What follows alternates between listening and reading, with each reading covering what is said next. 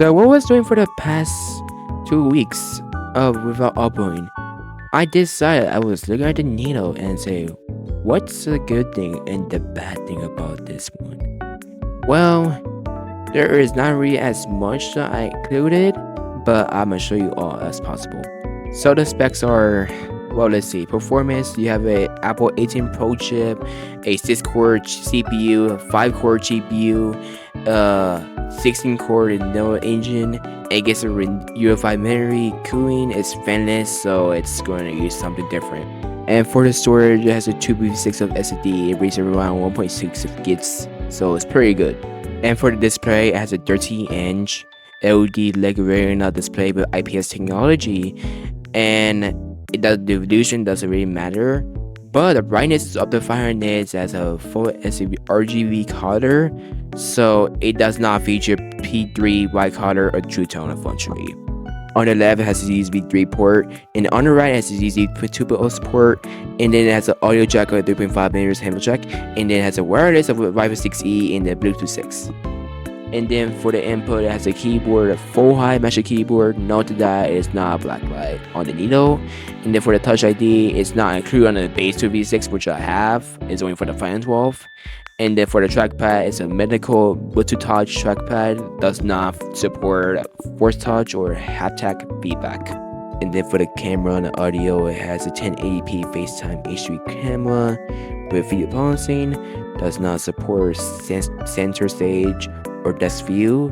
But for the audio, it has a dual speaker sound system supporting spatial audio and Dolby Atmos, dual microphone array with direct beamforming. And for the battery and power, it has a battery life up to 16 hours of video streaming or 11 hours of wireless web browsing. And charging, it includes a 20 wall of USB-C power adapter. Doesn't have MagSafe or anything, because why not? It's a budget laptop. What do you think? And for the build, it weighs at 2.7 pounds. The thickness is 0.50 inches, and the chassis is recycled aluminum and body design fitable in 4 colors such as silver, blush, citrus, and the indigo, which is basically blue. And pro and cons of the Macbook Neo. The pros.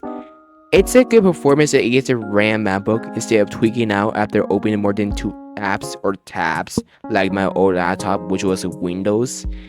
And the speaker also sounds good, just no subwoofers is the main problem. Honestly, it's loud and I like it. And the keyboard in a budget laptop slash MacBook is just great if I'm being honest. I have no age with the keyboard. And the trackpad is where we get to the cons. Now the cons. No Touch ID or more storage on a base model. However, there might be planned where like the Air sooner or so. That will probably be like a couple months. So I'll have to explain the reason why we return this. So yeah, and then the touchpad is mostly the pain. If you try like clicks or on anything, it does not have force pad or all would just have the Air and the Pros. It's better, but on the Needle it does not have that. Instead, like you need to click, like the Pro again has that.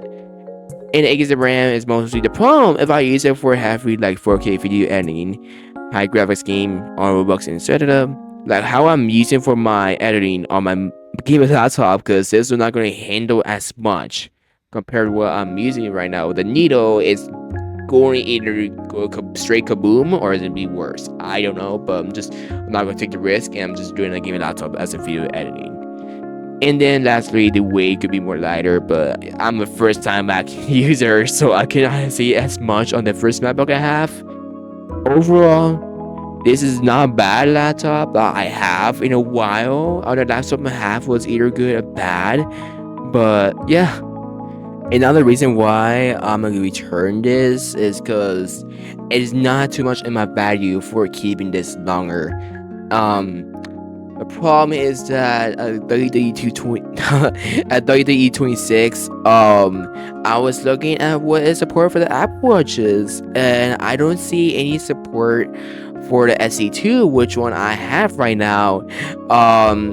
It's gonna be a bad problem for me, honestly, and plus the sport band on the watch is during break too, and like it doesn't want to be attached, well not attached, but it's having issues with that too, and I don't really like it as much. And so I have two choices. One, I could keep it the Macbook Neo for a little bit longer, but then return it. Or two, I could return it right now after this video, like in a couple days, and just get the Series 11 46. That's my other option.